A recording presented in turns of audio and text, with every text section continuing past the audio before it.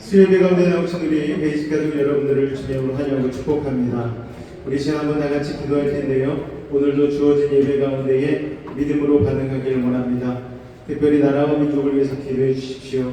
이제 대통령이 새롭게 선출되었고 이 하나된 대통령 안에서 우리 국민 또한 하나되고 통합되는 그런 나라가 되게 해달라고 이로 말미암아 하나님의 뜻이 온전히 우리 가운데 이루어지게 하시고 믿음으로 주님 앞에 우리 믿는 자들이 더욱 나라와 민족을 위하여 겸비하여 기도하게 해달라고 주님의 이름 한번 부르고 기도하도록 하겠습니다.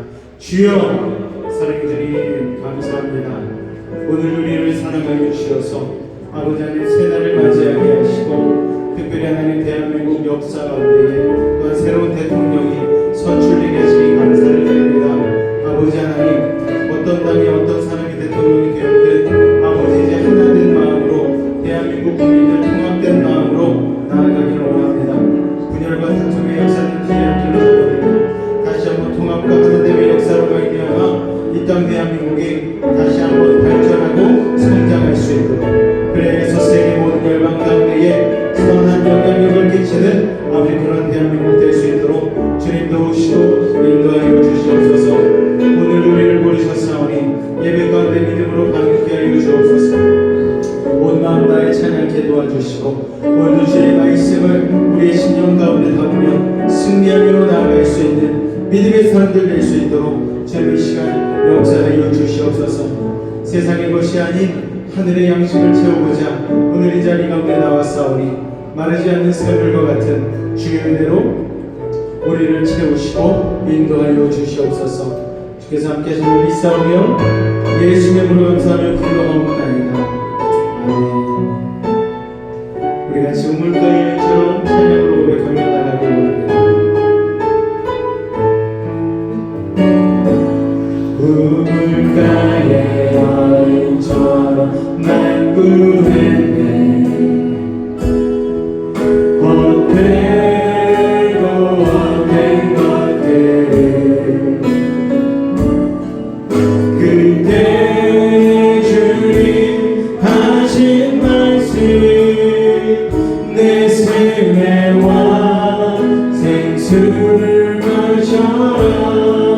오 주님 너들이 재우소서. 나의 잔을 높이리라. 하늘 양채 내게 채워주소서. 넘치도록 채워주소서. 많은 사람들 찾아서 헛되고 헛된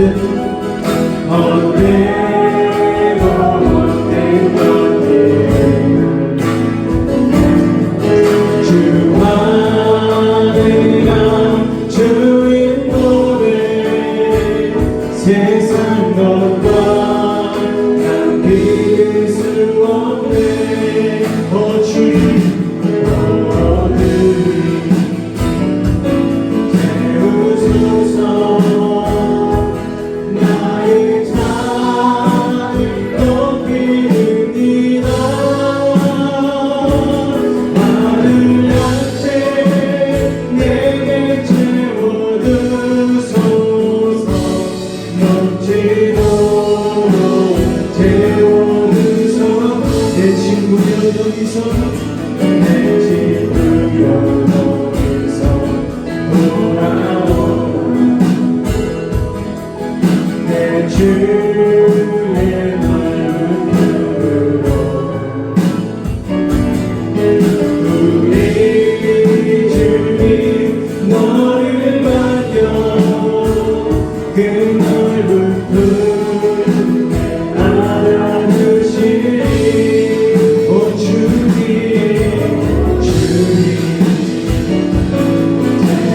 채우소서. 나의 잔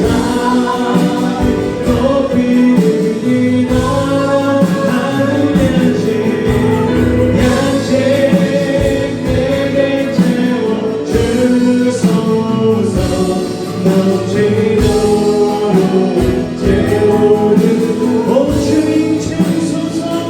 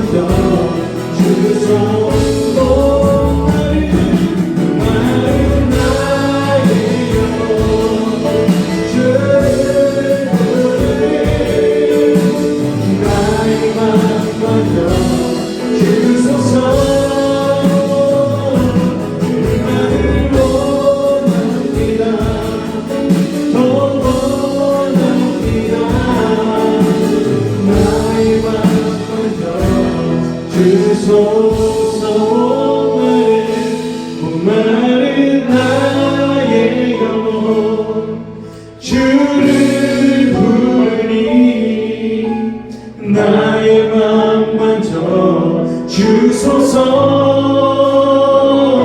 주님만을 원합니다 더 원합니다 나의 맘 만져 주님만이 우리의 반석 되심을 믿음으로 고백하며 나가길 원합니다. 할렐루야.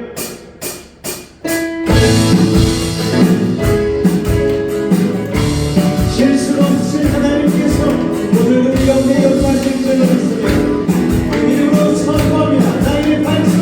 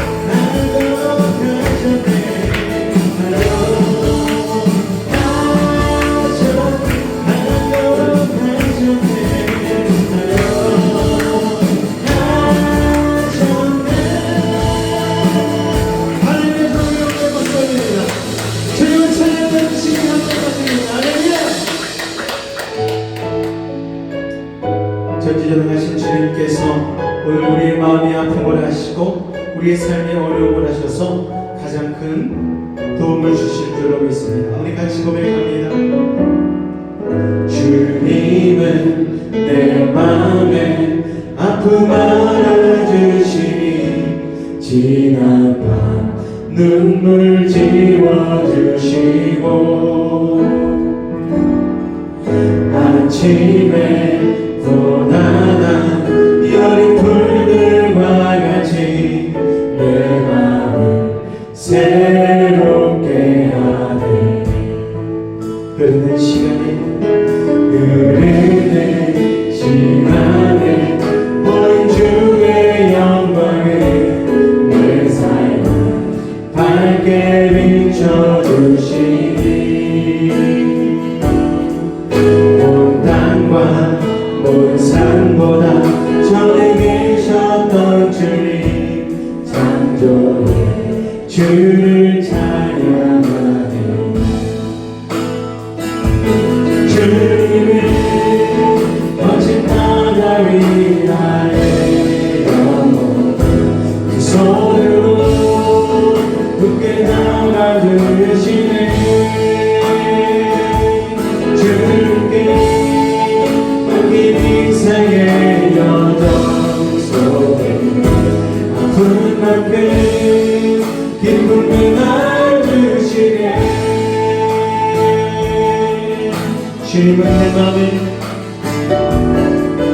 주님은 내 맘에 아픔 알아주시니 지난 밤 눈물 눈을 지워주시고 아침에 또 나나 이 어린 풀들과 같이 내 마음을 새롭게 하네. 흐르는 시간에 보인 주의 영광에 내 삶을 밝게 비춰주시니 온 땅과 온 산보다 전에 계셨던 주님 창조해 주를 찬양하네. 아멘. 주님은 거친 바다 위 손으로 굳게 잡아주시네.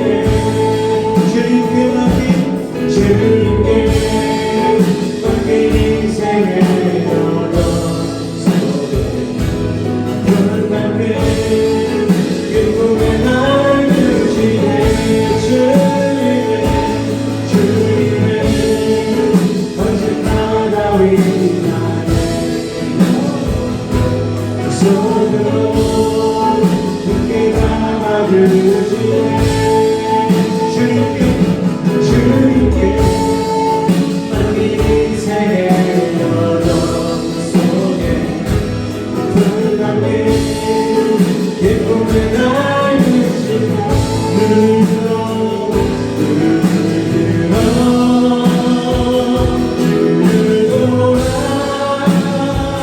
내 모든 영역 주께 맡겨라. 슬픈 때에 주님의 얼굴 보라. 사랑의 주님 아직 주니까 눈 들어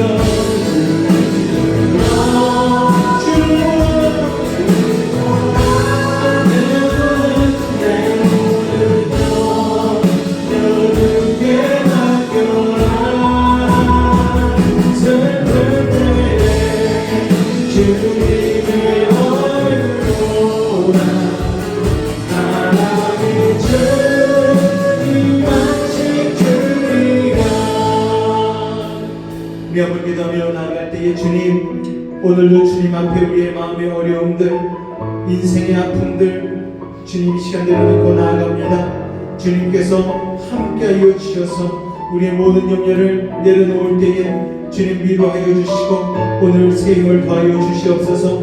이 예배 가운데 말씀으로 영원한 그 생수로 채우시고 주님 우리를 인도하여 달라고 우리 주님을 한번 간절히 부르시고 기도하도록 하겠습니다. 주여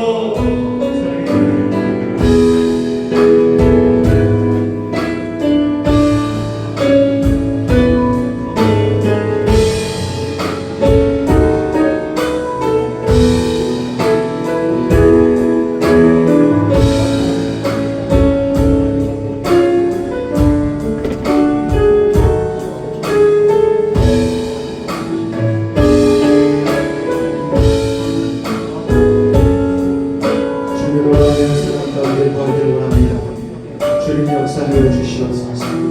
우리 사랑하는 매주를 사랑하는 오늘 시간 하늘의 양식으로 채우시고 아버지 하나님 인도하여 주시옵소서. 놀라운 주의 은혜 가운데 거하기를 원합니다. 주님 도우시오 인도하여 주시옵소서. 예수 이름으로 감사하며 기도하옵나이다. 아멘. 오늘 나누실 은혜의 말씀은 다니엘서 4장 19절에서 27절까지의 말씀 보도록 하겠습니다. 다니엘서 4장 19절로 27절까지의 말씀입니다.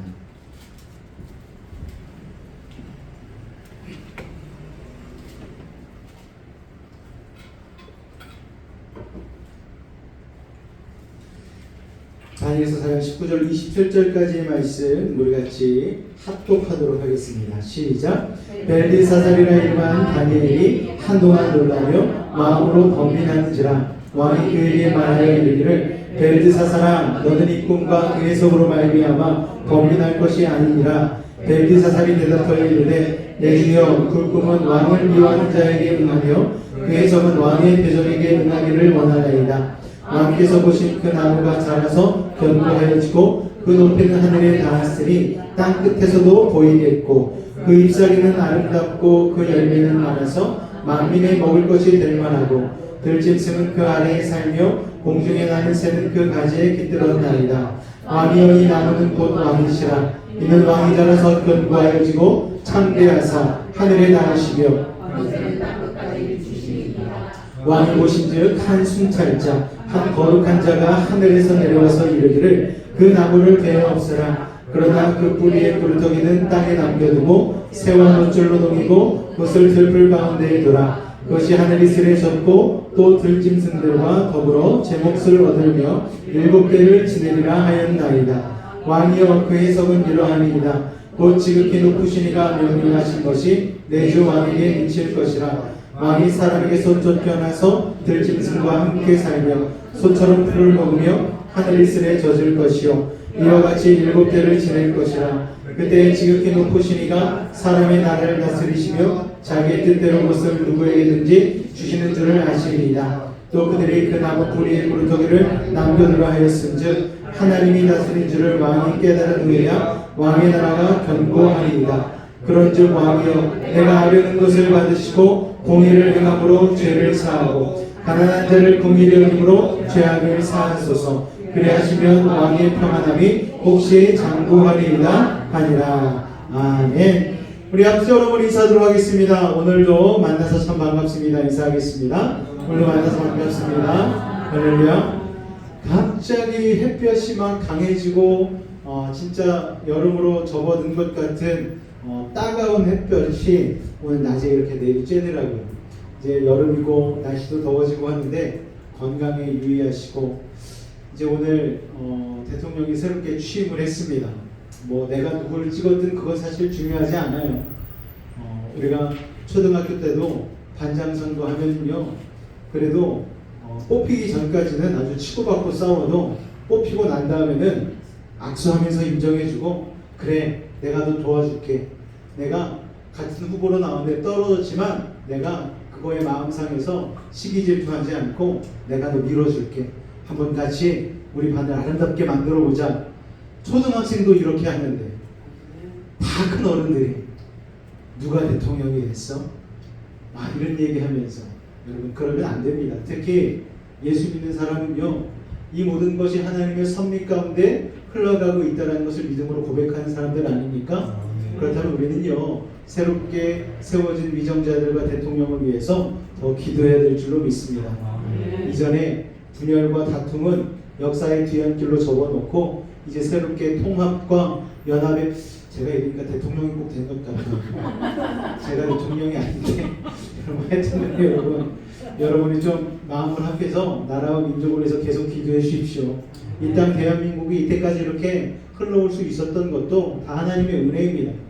대통령 부재 상황이 6개월간 계속됐음에도 불구하고 이 나라가 IMF 같이 어려움에 빠지지 않고 그나마 이 상태로 유지될 수 있었던 것은 정말 믿음의 사람들의 기도 때문이었음을 여러분 꼭 기억하실 수 있기를 바랍니다. 오늘은 다니엘 프로젝트 17번째 시간, 거침없이 살되 예의를 갖추라. 우리 한번 제목을 한번 같이 읽어볼까요? 시작. 거침없이 살되 예의를 갖추라. 자, 여러분, 프로 불편러라는 말 혹시 들어보셨으리라고 생각이 되었습니다. 이게 나름 신조어거든요. 프로페셔널 플러스 불편한 사람을 영어로 합쳐놓은 거예요. 그러니까 이 사람은 어떤 사람들이냐면 이런 사람이에요. 모든 일에 예민하게 반응하면서 부정적인 여론을 형성하는 사람. 이런 사람들을 일컫는 말입니다. 이 사람들은 자기 생각대로 일이 진행되지 않거나 자신의 심기를 불편하게 하는 무언가가 있을 때 이 불편한 감정을 아주 적극적으로 표현하는 사람들이에요. 사소한 일도 크게 과장하고 부풀림으로써 다른 사람들도 자신의 의견에 동참하게 만듭니다. 그런데 이런 현상은 이 대한민국 가운데만 일어나는 현상이 아닙니다. 전 세계적으로도 영미권에서도 이런 일이 일어나고 있죠. 그래서 영미권에서는 이런 비슷한 신조어로 SJW라는 약어로 이것을 칭하곤 합니다. 이게 뭐의 약자인가 하면은 Social Justice 워리어라는 불리는 사람들이 있어요. 이들은 한글로 그냥 해석하자면 사회적 정의의 사도라고 해석을 할 수가 있는데, SNS 등에서 사회적 문제를 부각하고 그거를 돋보이게 만들고 그거를 막 비판하는 거예요. 근데 비판하는 이유가 뭔가? 그거를 비판하는 내가 돋보이려고 이것을 비판하는 것이죠. 우리가 그런 사람들이 참 많지 않습니까? 다른 사람들을 왜 뭐라고 합니까? 내가 높아지기 위해서. 여러분, 이 시대가 포스트 모더니즘 시대라고 하잖아요. 포스트 모더니즘은 도대체 무엇인가? 한마디로 정답이 없는 시대입니다. 답이 없어요. 이 사람이 이쪽에서 볼 땐 이게 정답이고 이쪽에서 볼 땐 이게 정답. 그러니까 딱 정해진 정답은 없다, 답은 없다라고 얘기하는 게 포스트 모더니즘이라고 할 수가 있습니다. 그러니까 절대적인 진리와 이념이 거부되는 것이니, 절대적인 진리이신 길과 진리와 생명 되신 하나님은요, 이 포스트 모더니즘 시대에서는 정말 거부할 수밖에 없는 그런 영역이 되어지는 것이죠. 그만큼 이 시대는 자율성과 다양성을 중시하는 사회가 되었어요. 그래서 남들과 다른 자신의 개성과 생각을 표현하는 것이 미덕처럼 여겨지는 시대가 되었습니다. 그러나 프로불편러라는 이 신조어를 통해서도 알 수 있듯이, 서로의 다름을 당연한다 말하지만 동시에 나와 다른 사람을 엄청 불편해하고요, 인정하지 않아요. 싫어하고 미워해요. 혐오하는 그런 이상한 시대가 되어버리고 말았습니다. 물론 나와 다른 생각, 다른 사고, 다른 행동을 하는 사람에 대한 불만은 시대를 막론하고 늘 존재했어요. 다만 이전에는 이것이 주로 신세대와 구세대 간의 갈등으로만 나타났다면, 이제는 좀 그게 다양화되었습니다. 지금은 지역, 성별, 계층, 이념 등 아주 다양한 분야로 이게 확대되어서 나타나고 있습니다. 나와 너는 다를 수 있잖아요. 그렇지 않습니까? 다를 수 있어요. 쌍둥이도요, 자기끼리는 서로 안 닮았다고 아주 아우성이에요. 사람들이 볼 때 똑같이 생겼는데, 그만큼 사람은 다 다릅니다. 성향도 다르고, 외모도 다르고, 직업도 다르고, 학벌도 다르고, 사는 곳도 다르고, 뭐 그러지 않겠습니까? 왜 그런가 하면 하나님께서 우리를 다 다르게 창조하셨기 때문이죠. 문제는 무엇인가 하면은 나의 오름과 내 사고방식을 다른 사람에게 강요할 때 발생하는 거예요.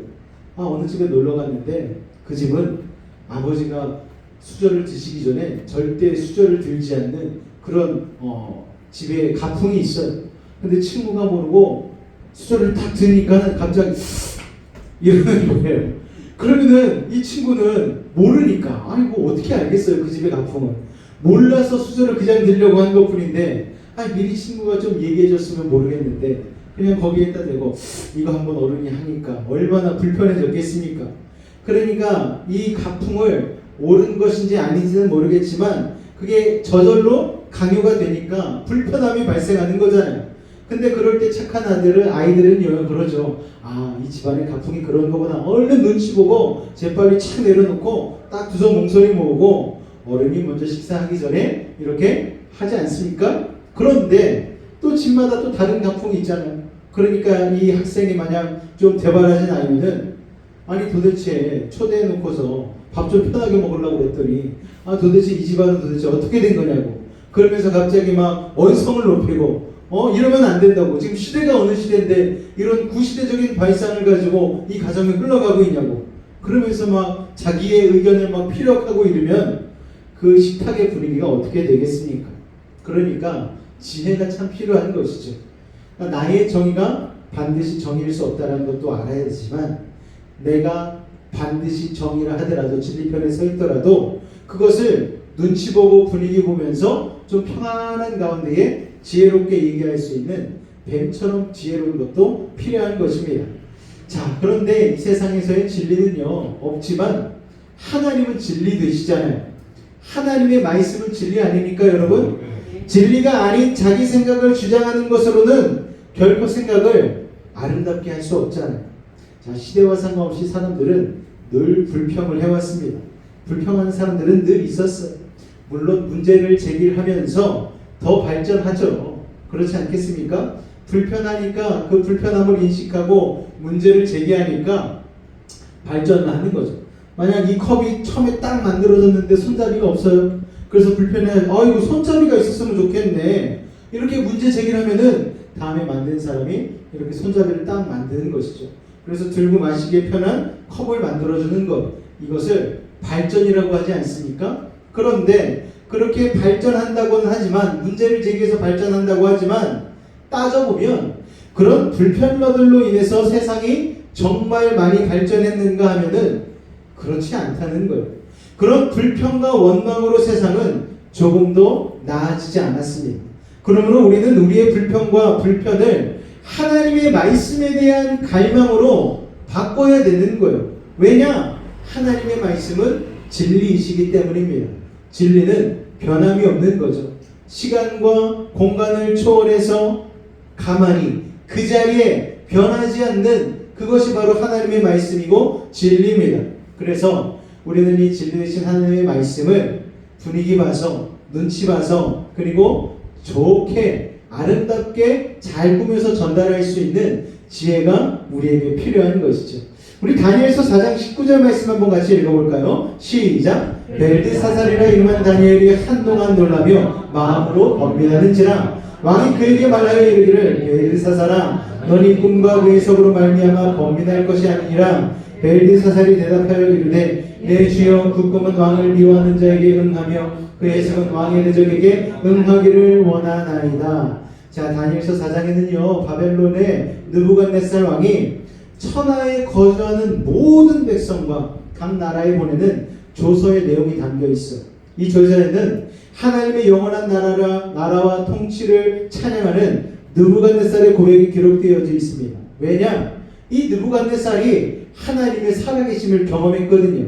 자, 느부갓네살이 바벨론의 영광에 도취되어서 궁에서 평강할 때 있었던 일입니다. 집에 편안하게 머무르고 있다가 단잠에 들었어요. 그런데 한 꿈을 꿨습니다. 그 꿈의 내용이 아주 기괴했어요. 그래서 이 느부갓네살 왕이 번민하게 되었습니다. 왜냐하면 도저히 꿈의 의미를 알 수 없는데 내용이 그렇게 좋지 않은 느낌적인 느낌이 있었거든요. 그래서 꿈을 해석해 줄 사람을 불렀습니다. 그런데 바벨론에 자라나는 박수무당, 술객들, 갈대아 술사, 점쟁이들, 온갖 지혜 잘하는 사람을 다 불러 모아서 이 꿈의 내용을 들려주고 해석하게 했는데 그 누구보다 이 꿈을 해석하지 못하는 거예요. 그런데 다니엘은 달랐죠. 이 꿈을 다니엘은 해석할 수 있었습니다. 그 이유가 무엇입니까? 이 꿈을 주신 분이 하나님이셨기 때문이죠. 자, 거룩한 신들의 영과 함께한 다니엘은요 느부갓네살의 꿈을 해석해 주기에 이릅니다. 그리고 다니엘이 해석해 준 꿈의 내용 그대로 느부갓네살에게 이것이 이루어진다는 것을 우리는 성경을 통하여 알 수가 있죠. 자, 그런데 이 놀라운 만남에는 전달자가 다니엘로서 역할을 했는데 하나님이 이처럼 사람을 통해서 일하시는 거예요. 하나님은 하나님의 사람과 동역하기를 기뻐하십니다. 여기서 주목해야 할 것은 하나님의 뜻을 전달하는 다니엘의 태도인 거예요. 자, 다니엘은요 거침이 없었지만 예의가 있는 사람이었다라는 거예요. 당당한 용기가 있는 한편 따뜻한 배려의 마음을 겸비한 사람이었다라는 거예요. 자, 느부갓네살에게 하나님의 말씀을 담대히 선포하되 따뜻한 마음을 품고 예의 바르게 전했다는 것이죠. 자, 여러분, 하나님은요 잃어버린 영혼이 하나님의 뜻을 깨닫기를 원하십니다. 그런데 여러분, 잃어버린 영혼 앞에 가가지고 예수 존나 불신주 안 믿으면 지옥 가! 막 이런 얘기. 옛날에는 이게 통했을지 모르겠어요. 물론 지금도 하나님이 역사하시면 미련한 것으로 지혜 있는 자들을 깨닫게 하실 수 있습니다. 그런 경우들이 있어요. 하지만 우리는 뱀처럼 지혜로워져야 되는 것이죠. 다니엘이 느부갓네살의 꿈을 딱 해석한 뒤에 그래 잘됐다. 나의 적국 이 바벨론 한번 두고 보자. 그래서 하나님의 뜻을 해석해 줄 때 왕이요 왕은 곧 미칠 것입니다. 막 웃으면서 막 그러면서 앞으로 그러니까 잘하셔야 됩니다. 막 협박하고 막 난리치고 이랬으면요 다니엘은 아마 그날로 목이 달아났을지도 모르겠습니다. 그런데 그러지 않았다라는 거예요. 오늘 말씀해 보니까 다니엘은 최대한 예의를 갖춰서 하나님의 말씀을 예의 바르게 느부갓네살에게 전하고 있는 것을 보게 되어집니다. 자, 여러분, 우리도 이 땅 가운데에 주님의 증인으로 살아가잖아요. 전달자로 살아가지 않습니까? 찬양 중에도 십자가의 전달자 뭐 이런 찬양이 있는데, 우리는 우리의 삶을 통해서 전하고 또 우리 입술을 통해서 사람들에게 복음을 전하는 것이죠. 그리고 아까 말씀드렸다시피 진리 되신 하나님을 우리는 전해야 되는 사명이 우리 가운데 있습니다. 누구에게나 있어요. 우리 모두에게, 예수 믿는 사람에게 다 그게 있다는 것을 여러분 기억하시길 바랍니다. 그렇다면 그렇게 진리를 전하는 전달자에게 필요한 내용이 무엇인지 오늘 한 두 가지 정도로 한번 살펴봤으면 좋겠습니다. 첫 번째는 다 같이 한번 따라해 보겠습니다. 거침없는 용기를 가지라. 할렐루야. 하나님의 말씀을 이렇게 전할 때에는요, 거침없는 용기가 있어야 되는 것이죠.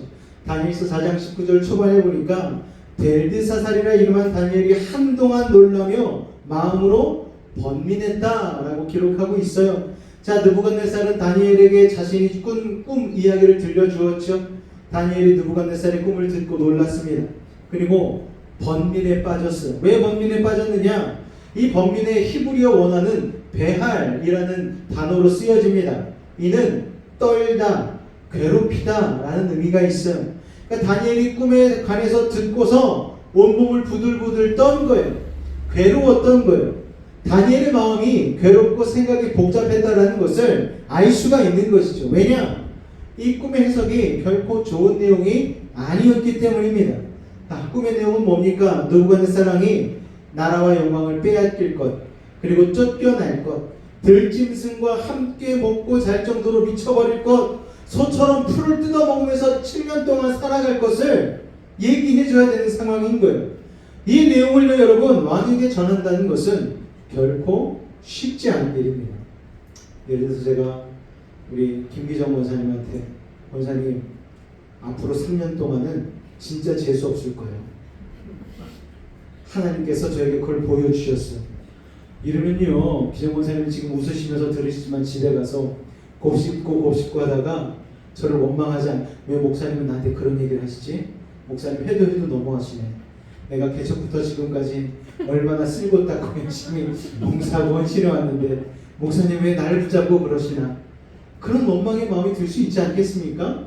우리 권사님도 그런데 제가 당선된 이재명 대통령 앞에 가서 얘기한다고 생각해 보십시오.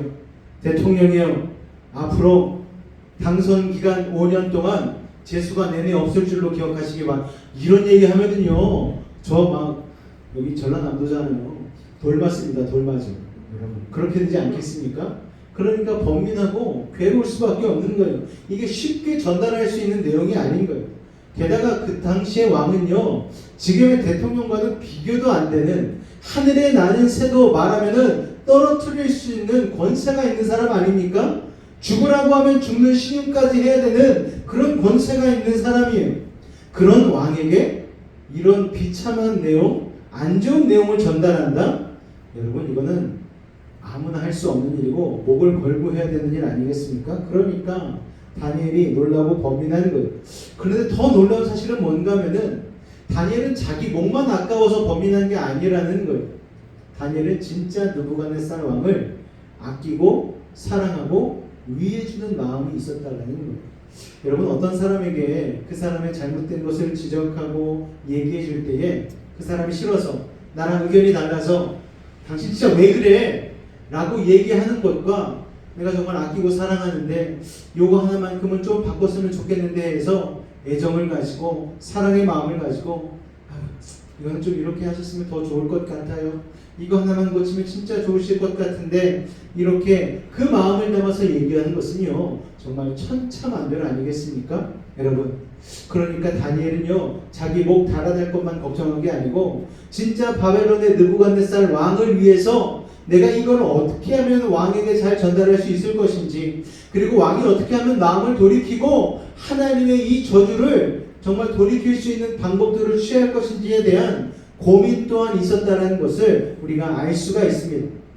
그런데 느부갓네살 왕은요, 정말 하나님 앞에 이런 저주를 받을 만한 많은 죄를 지긴 지었어요. 다니엘서 1장 12절에 보니까 그가 예루살렘을 에워싸고 무너뜨린 사람입니다. 하나님의 성전 기물을 그래서 탈취했어요. 또 다니엘서 1장 3절 4절을 보니까 유다의 왕족 귀족 중에 인재들을 붙잡아서 바벨론으로 끌고 왔지 않았습니까? 그리고 다니엘서 2장 12절에 봤더니 자기의 꿈을 해석하지 못하는 지혜자들을 모조리 죽여버려라 얘기했어요. 얼마나 두려운 상황이었겠습니까? 그리고 다니엘서 3장 6절에서는 자기가 세운 금신상에 전하지 아니하는 자는 풀무불에 던져 넣어라. 그리고 그 풀무불을 평소보다 7배나 뜨겁게 해라. 뭐 이런 얘기까지 아주 잔혹하게 한 왕이 바로 이 느부갓네살 왕입니다. 그러니까 절대 권력자이자 폭군이었어요. 자기의 신계를 조금이라도 불편하게 하는 사람은 누구든 죽여버리는, 사람의 생명을 파리 목숨처럼 가볍게 여기던 그런 인물이었다라는 거예요. 자, 그런 느부갓네살 왕의 마음을 힘들게 하고 불편하게 하는 것, 다니엘이라고 여러분 쉬웠겠습니까? 절대 쉽지 않았죠. 자, 이에 다니엘이 꿈의 내용을 듣고 번민하게 된 것입니다. 자, 그러나 다니엘은요, 느부갓네살의 사람이 아닌 하나님의 사람이었음을 여러분 기억하시기 바랍니다. 다니엘은 조금도 숨기지 않고 가감하지 않고 하나님의 뜻을 담대하게 느부갓네살에게 전달하기로 마음먹었습니다. 떨리는 마음을 추스르고 자신의 입술을 통해서 하나님이 하실 일을 신뢰하면서 꿈을 해석해 주었습니다. 이런 내용을 얘기했어요. 당신은 왕위에서 쫓겨날 것입니다. 당신은 쫓겨나는 것뿐만 아니고 저 들풀을 뽑아먹으면서 미친 사람처럼 살아갈 것입니다. 머리는 독수리 털같이 길게 될 것이고 손발톱은 새의 발톱같이 자라나게 될 것입니다. 사람 같지 않은 비참한 모습으로 7년간을 방황하게 될 것입니다. 지극히 높으신 하나님께서 당신에게 이렇게 명령하셨습니다. 자, 다니엘의 꿈의 해석과 내용을 가감하거나 숨기지 않았어요. 다니엘은 단호하게 얘기했습니다. 용기 내어 하나님의 뜻을 전달했어요. 자, 중요한 것은 이 다니엘이 보여준 용기였어요. 거침없이 전달했다라는 거예요. 자, 다니엘의 용기는 하나님의 뜻을 해석하는 일에 있었죠. 그 대상이 왕이든 초강대국을 다스리는 통치자이든 상관없었습니다. 말씀을 듣는 대상보다 말씀을 주신 하나님이 더 높으신 분이라는 것을 그는 인정하고 나아간 것이죠. 자, 다니엘은요, 하나님의 뜻을 분명히 드러내고자 용기를 냈다라는 거예요. 자, 여호수아 1장 9절 말씀 같이 한번 읽어볼까요? 시작. 내가 너에게 명한 것이 아니라 강하고 담대하라. 두려워하지 말며 놀라지 말라. 내가 어디로든지 내 하나님 여호와가 너와 함께 하느니라 하시니라. 자, 하나님은요, 하나님의 사람을 부르실 때 용기를 가져라 라고 말씀하셔요. 왜냐? 용기가 없이는 하나님의 뜻을 전할 수 없기 때문입니다. 자, 하나님은 모세에 이어 새로운 지도자로 세워진 여호수아에게도 용기를 가지라고 명령하셨습니다. 자, 여러분에게도 이런 용기가 있으신가요? 저도 이런 용기를 내야 했다가 그냥 자연인으로 살 때는 없었는데 주의 종을 해야 되고 목회를 해야 되다 보니까 이런 용기를 발휘해야 될 때가 있어요. 여러분, 개척교회 사람 몇 명 되지도 않는데 그분들에게 영적인 권면을 해야 될 때가 있지 않겠습니까? 그렇게 사시면 안 됩니다. 조금 더 열심을 내셔야죠. 기도도 하셔야죠. 예배도 열심으로 나오셔야죠. 왜 예배 안 나오십니까? 왜 기도하지 않으십니까? 왜 말씀 보지 않으십니까? 왜 순종하지 않으세요? 이거를 100% 여러분들에게 용기 내어서 말해야 되는 자리에 있어요. 그러니까 여러분 평소에 좋은 관계로 이렇게 같이 차도 마시고 밥도 먹고 웃으면서 얘기하다가 갑자기 강대상에 올라와서 여러분에게 권면해야 될 일이 생기면, 또 신방 가서 여러분들에게 믿음으로 권고할 일이 생기면은 마음이 너무 힘든 거예요. 그래서 그때마다 하나님 앞에 너무너무 기도하는 거죠. 하나님, 제가 이거를요 지혜롭게 잘 전달할 수 있도록 도와주세요. 인간적인 감정으로 받아들이지 않고 정말 하나님이 주신 말씀으로 받아들여서 우리 아무개 성도님이 순종할 수 있도록 도와주십시오. 하나님, 마음 상하지 않고 하나님의 뜻에 아멘하고 화답하고 순종할 수 있는 그 귀한 역사가 일어나게 해달라고 늘 기도하며 나아갑니다. 여러분도 누군가에게 권면해야 될 때가 있어요. 여러분에게 자녀들에게 그럴 수도 있고, 또 친인척들에게 할 수도 있고, 또 교회 안에서 또 여선교는 여선교 안에서, 남선교는 남선교 안에서 그런 얘기들을 해야 될 때가 있습니다. 자, 그런데 하나님이 그때마다 용기를 내라고 말씀해 주시는 거예요. 자, 용기는요, 누군가가 대신해 줄 수 없는 영역이잖아요. 하나님은 용기 있는 사람들의 입술을 통해서 하나님의 뜻을 전달하십니다. 놀라고 떨리는 마음을 이기고 하나님의 뜻을 전할 수 있는 거침없는 용기의 사람, 그 사람이 바로 하나님의 역사를 이루어가는 주인공이라는 사실을 여러분 기억하실 수 있기를 바랍니다. 할렐루야. 자, 첫 번째는 용기를 가지고 거침없이 말해야 된다는 거예요. 자, 두 번째는 같이 한번 따라해 보겠습니다. 거침없이 말하되 따뜻한 배려의 마음을 가져야 합니다. 자, 느부갓네살의 꿈 이야기를 들은 다니엘은 놀라고 번민했다고 말씀드렸어요. 그 모습을 본 느부갓네살은 다니엘에게 번민하지 말라고 오히려 막 위로합니다. 하나님이 역사하신 것 같아요. 자, 이제 다니엘의 차례입니다. 이제 그가 해석을 말하면 되는 거예요. 그렇다면 다니엘은 어떻게 말했을까요? 왕이 얘기하라고 했으니까 가감없이 신나게 얘기해야 되겠다. 그러고 얘기하지 않았어요. 해석을 즉각 쏟아내지 않았습니다. 다니엘은 따뜻한 예의를 가진 사람이었거든요. 그래서 다니엘서 4장 19절 후반절에 보니까 노란 글씨만 같이 한번 읽을까요? 시작! 내 주여 그 꿈은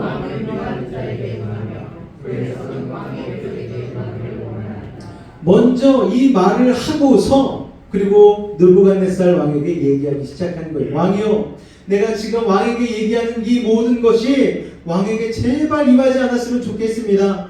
왕과 적관계에 있는 그 적에게 임했으면 좋겠습니다라고 미리 말을 해두는 거예요. 왕이 이 말을 들으면서 그래도 마음이 좀 준비가 되지 않았겠습니까? 다니엘이 도대체 무슨 말을 하려고 이러는 거지? 내가 마음을 단단히 먹고 들어야 되겠다, 이런 생각을 했겠죠. 다니엘이 그렇게 충분히 생각한 다음에 왕에게 그 꿈을 해석해 주기 시작하는 거예요. 그러나 그렇게 배려하며 이야기를 하는 동시에 자기 목숨 부지하기 위해서 아첨하지는 않았다는 거예요. 대신 왕에 대한 예의를 최대한 지키고 자기가 모시고 있는 지도자를 향해서 배려를 담아서 예의 있게 하나님의 뜻을 전했습니다. 그 꿈이 왕에게 응하지 않고 왕의 대적에게 응하기를 원합니다. 이 말은 즉 진정으로 왕을 사랑하는 마음을 담아서 내가 지금 이 하나님의 뜻을 해석해서 왕에게 알려드립니다 라고 이야기를 한 것이죠. 예전에 분당 우리교회 이찬수 목사님이 처음에 교회를 개척했을 때에 여러 가지 시끄러웠겠죠, 거기도. 그래서 원칙 하나를 세웠다고 해요. 어떤 원칙인가? 어떠한 의견이든 좋은 그릇에 담아서 내어드기로. 우리 각자가 어떤 의견이든 회의를 하든 뭘 하든 그런 모임 가운데에서 얘기를 할 때는 좋은 그릇에 담아서 그 내용을 내놓기로 결정을 했다고 합니다. 근데 오늘 안수집사님 한 분이 찾아와가지고 너무 옳은 얘기고 너무 바른 얘기고 너무 좋은 얘기인데 이 안수집사님이 너무 흥분을 하셔가지고 막 화를 내면서 막 얘기를 하셨다는 거예요. 그래서 이찬수 목사님이 뭐 하신 다음에 집사님 지금 주신 의견 너무나 좋은 의견인데 지금 좋은 그릇에 담아서 주신 것 같지가 않네요. 아무리 좋은 내용이라도 그렇게 화내시면서 흥분하셔서 하시면 이게 결코 좋게 전달이 될 수 없으니 나중에 화를 잠재우시고 좋은 그릇에 담아서 다시 한번 전달해 주시면 그때 저희가 이 내용을 잘 받아서 교회 안에 적용시키도록 하겠습니다. 이렇게 좋은 말로 이렇게 권면을 했다고 합니다. 여러분, 우리는 어떤가요, 여러분? 우리는 화를 잘 내고 그리고 빨리빨리 민족이잖아요. 그러다 보니 나도 모르게 막 버럭할 때가 있고 막 그러지 않습니까? 그러니까 그런 것에 대해서 우리는 좀 진정할 필요가 있는 거예요. 그리고 한 번 더 곱씹어 생각해보고 어떤 말을 하기 전에 적어도 10초 정도는 뜸을 들였다가 이렇게 잔잔한 언어로 전달할 수 있는 그런 자세와 태도가 필요한 것이죠. 자, 이처럼 진정한 예의와 배려는요, 타인에 대한 존중에서 비롯되는 것이죠. 자, 다니엘의 예의는 진심으로 타인이 잘 되기를 바라는 마음에서 우러나온 것이었습니다. 분명 하나님 앞에 죄인인 느부갓네살이었지만 다니엘은 함부로 정지하지 않았어요.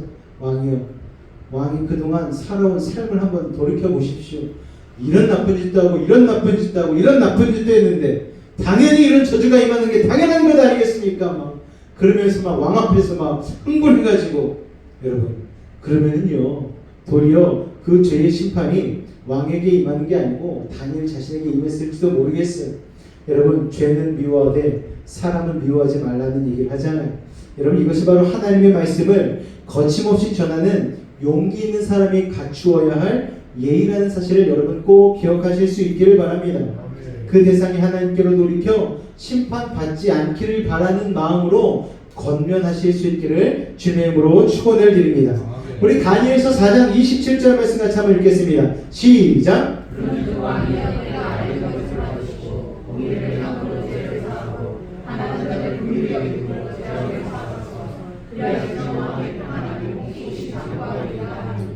하나님이 사랑하시는 사람들을 핍박하고 죽이고 했던 이 느부갓네살 왕에게 다시 한번 돌이킬 수 있는 방법을 다니엘이 설명을 해줍니다.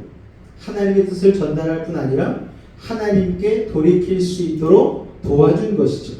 그가 하나님께 화목하게 되는 것, 하나님이 주시는 참된 평안을 누리길 소망하는 것, 이것이 바로 하나님의 사람이 갖추어야 하는 진정한 예의라는 것입니다.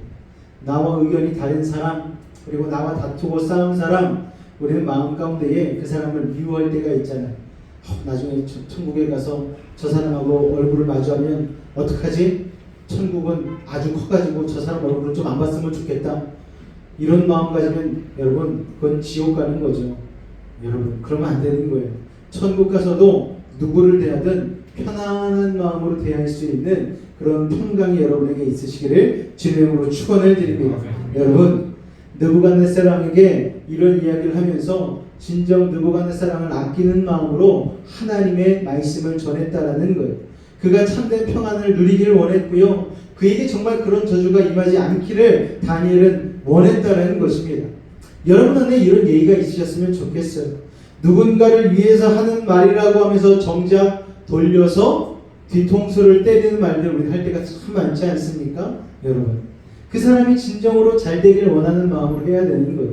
나와 의견이 다르고 나와 좀 다툼이 있고 좀 나와 사이가 안 좋을지라도 우리가 예수 안에 있으면 이 사람이 정말 변화되기를 원한다, 성숙하기를 원한다, 잘 되기를 원한다, 이런 진심을 가지고 우리가 그런 권면들을 하실 수 있는 믿음의 사람들 되실 수 있기를 주님의 이름으로 축원을 드립니다. 그래서 목사로서 목회하면서 가장 큰 미션 중에 하나가 뭐냐? 사랑하는 거예요. 사랑하는 거. 제가 여러분들을 진정으로 진심을 담아 다니엘이 느부갓네살 왕을 위했던 것과 같이 여러분들을 진심으로 사랑하게 되어지면 여러분에게 어떤 권면을 하던 어떤 말씀을 전하던 사랑으로부터 흘러나오는 그 말씀은 진정한 생명과 진리가 되어지는 것이죠. 다니엘은요, 왕이요, 당신은 죄인입니다. 그에 상응한 심판을 받는 것입니다. 이렇게 얘기하지 않았어요. 진심으로 느부갓네살 왕이 하나님께로 돌이켜 임박한 심판을 피하기를 소망했습니다. 느부갓네살이 하나님의 뜻을 깨닫고 그 평안함이 정말 장구하기를 원했다는 것. 이것이 영혼을 구원하고자 하는 그리스도인의 자세라는 것이죠. 여러분 그리스도인의 언어에는요. 그래서 품격이 있어야 되는 거예요. 오늘날 많은 사람이 불만에 차 있어요. 입으로 쉴 새 없이 불평하고 분노하고 그러지 않습니까? 내 생각과 다르다는 이유로 내 뜻대로 되지 않는다는 이유로 너무나 쉽게 불만을 토로하죠.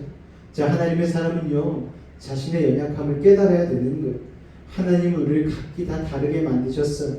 그래서 서로 다른 이들을 그리스도의 몸된 공동체로 묶어주셨습니다. 그러니까 서로 다른 게 당연한 거예요. 그래서 하나님은 그 다른 사람들을 묶어주셔서 복음을 위해 쓰임받을 수 있는 공동체로 우리를 묶어주신 것이죠.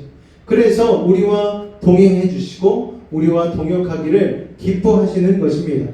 나의 연약한 입술을 통해서 구원의 소식을 전하기를 원하시는 거예요. 그렇게 내 입술은 잘 다듬어진 하나님의 도구가 되어야 되는 것이죠. 이 세상에 하나님을 보여주는 거룩한 본보기가 되어져야 되는 것입니다. 여러분 하나님의 뜻을 두려워하지 말고 거침없이 다니엘과 같이 전하실 수 있기를 바라요. 그 용기를 내실 수 있기를 바랍니다. 그러나 거침없이 전하되 배려와 예의를 갖춰서 지혜롭게 전달할 수 있는 믿음의 사람들 되실 수 있기를 바랍니다. 그리고 그것을 전달할 때에 마음 깊숙이 있는 그 원마음에서는 정말 그 사람이 죄에서 돌이키기를, 그리고 하나님 나라를 소망하기를, 그리고 진정으로 평강으로 가득 차기를 소망하시는 마음으로 여러분이 그 사람에게 권면하실 수 있는 믿음의 사람 되실 수 있기를 주님으로 축원을 드립니다. 여러분, 옳은 이야기라고 무조건 전해서는 안 되는 거예요. 하나님은 공의의 하나님이시기도 하지만 용서의 하나님, 사랑의 하나님이시기도 합니다. 하나님은 우리에게 공의를 요구하셔요. 그런데 하나님 어떻게 하셨습니까? 공의를 우리에게 요구하실 때 우리가 공의를 갚을 수 없는 1만 달란트 빚진 자라는 사실을 너무나 잘 알고 계셨어요. 그래서 하나님은 그 공의를 이루시기 위해서 십자가에 하나뿐인 예수 그리스도를 못 박히시게 하시지 않으셨습니까? 여러분, 우리도 마찬가지죠. 상대방이 알아들을 수 있는 친절과 배려가, 그리고 사랑이 담긴 언어로 그 사람에게 십자가를 지는 심정으로 권면하실 수 있기를 주님의 이름으로 축원을 드립니다. 그리스도인은 거침없이 진실을 전하면서도 예의를 갖춘 사람이 되어야 되는 거예요.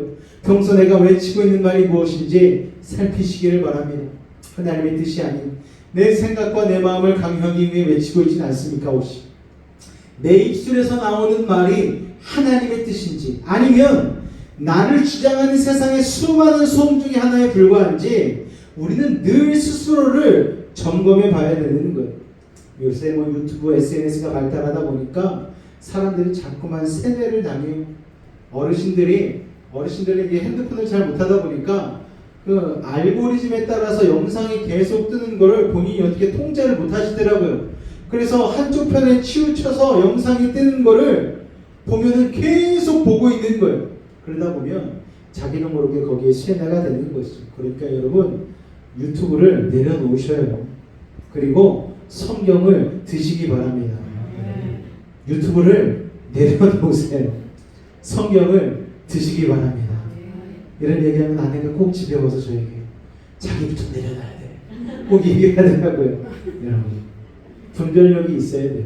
어떤 것을 보든 어떤 것을 대하든 우리가 성령 충만한 가운데 그것을 대하면 상관없어요. 분별력이 있기 때문에. 그러나 우리는 그런 분별력이 있을 만큼 성령 충만하기가 쉽지가 않습니다. 늘 우리의 항아리가 성령 충만으로 가득 차 있지 않잖아요. 그러니까 때로는 삐끗삐끗 할 때가 있는 거예요. 그렇기 때문에 아예 이게 통제가 안 될 때는 잠시 내려놓는 것도 필요하다는 것을 여러분 기억하실 수 있기를 바랍니다. 그래서 여러분, 그런 세상 것에 농락당하지 마시고 하나님의 뜻을 온전히 분별하여서 많은 이들에게 예수 그리스도의 복음을 지혜롭고 배려와 사랑이 담긴 언어로 전달할 수 있는 참된 십자가의 전달자가 되실 수 있기를 주님의 이름으로 축원을 드립니다. 기도하겠습니다. 하나님, 우리가 평소에 하는 말들을 떠올려 보기를 원합니다. 그 말에 하나님의 사랑을 담으려면 어떻게 해야 하는지 늘 생각하며 아버지 입술을 준비할 수 있는 우리가 되게 하여 주시옵소서. 거침없이 하나님의 복음을 말하지 못하고 내가 그리스도인임을 숨기고 있지는 않은지 되돌아보기를 원합니다. 또한 내가 속한 가정과 직장과 사회에서 많은 사람들의 관계 속에서 내가 그리스도인임을 말로 드러내는 것이 아니고 나의 향기로, 나의 인격으로 드러낼 수 있는 방법은 무엇이 있는지 고민하며 기도하는 사람이 되어지기를 원합니다. 그리하여 많은 이들에게 예수님의 편지와 같은 사람, 그리스도의 향기와 같은 사람 되게 하여 주시옵소서. 다니엘은 느부갓네살 왕에게 하나님의 꿈을 전할 때에 아버지 하나님 용기를 내어 전달했습니다. 그러나 용기를 내어 전달하는 것과 동시에 사랑과 배려를 담아 아버지 하나님 왕에게 권면을 하였습니다. 아버지 하나님, 우리도 살면서 이런 용기와 아버지 하나님 이런 담대함을 갖게 하여 주시옵소서. 우리의 가족들에게, 친구들에게, 또 많은 믿지 않는 이들에게 예수님을 전할 때에 이러한 태도와 자세로 전할 수 있는 그 믿음의 능력을 우리 가운데 더하여 주시옵소서. 예수님으로 감사하며 기도하옵나이다. 아멘. 우리 아까 불렀던 찬양 같이 한번 낮은 마음으로 하나님 쓰임받는 믿음의 사람 되기를 원합니다. 우리 찬양 박수 치면서 같이 한번 찬양하기를 원합니다.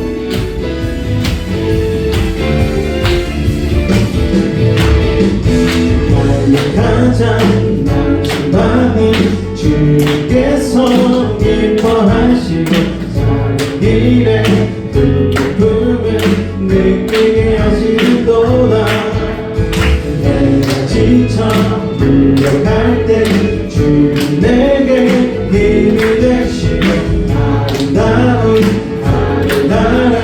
내 맘에 드시는도다. 우리에게 축복하신 하나님 사랑, 나는 나를 높여주시고 아름다운 하늘나라 허락하시고 내 모든 것 예비하시네. 찬양함의 기쁨을 감사하며 표현해 간구하네. 하나님 알고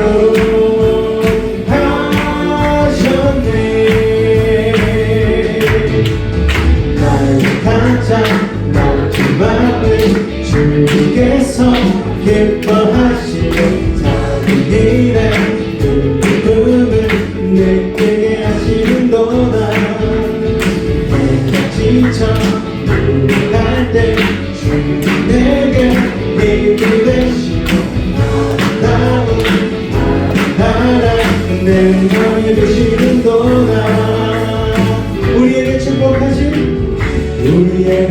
축복하신 하나님 사랑, 나는 너를 높여주시고 믿으십니까? 아름다운 하늘나라 허락하시고 내 모든 것 예비하시네. 찬양함의 기쁨을 감사하며 평안을 간구하네. 하나님 알고 하셨네. 찬양함의 기쁨을 감사하며 평안을 간구하네.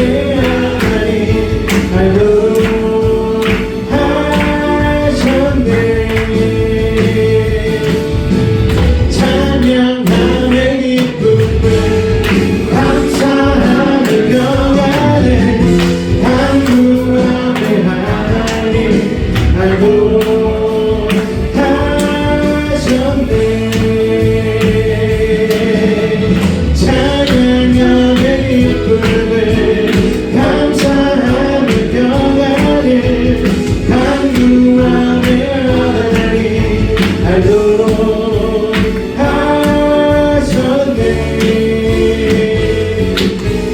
우리가 가장 낮은 마음으로 배려와 사랑을 담아 우리의 인생길을 걸어갈 때에 하나님의 소리를 통하여 일하실 줄로 믿으시기 바랍니다.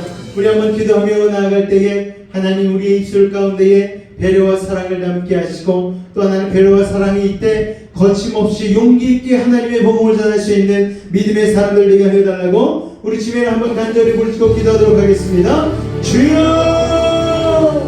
사랑의 주님 감사합니다. 오늘 아버지 하나님 그 무시무시한 느부갓네살 왕에게도 담대하게 용기를 내어 하나님의 꿈을 해석해 주었던 다니엘의 그 용기를 기억하게 하여 주옵소서. 더불어 아버지 하나님의 저주에 섞인 그 꿈의 내용을 얘기하지만 느부갓네살 왕을 진정으로 위하는 마음으로 번명하였던 배려와 사랑이 담긴 다니엘의 그 마음도 우리가 기억하게 하여 주시옵소서. 우리가 하나님의 진리를 전하는 데 있어서 아버지 하나님 십자가의 전달자로 살아가는 데 있어서 아버지 하나님 이런 사랑과 배려가 있는 사람이 되어지기를 원합니다.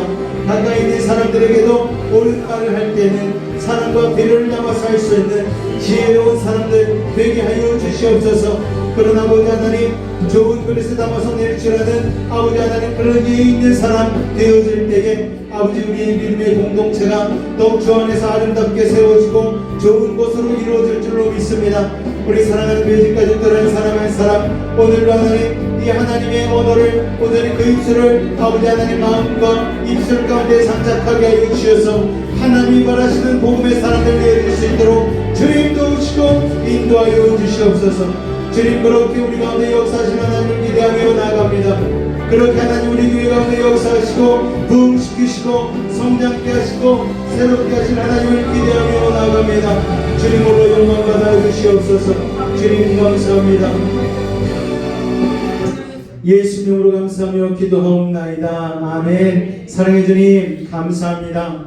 우리 사랑하는 매직 가족들 아버지 3일 예배로 부르시고 오늘도 다니엘 프로젝트 17번째 시간 가운데에 말씀의 은혜를 더하게 하시니 감사합니다. 거침없이 복음을 전하되 아버지 하나님 예의와 배려를 갖출 수 있는 하나님의 진심 어린 사랑의 마음을 담아 많은 이들에게 좋은 그릇에 담아 아버지의 내용을 전달할 수 있는 지혜의 사람들, 배려의 사람들 되게 하여 주시옵소서.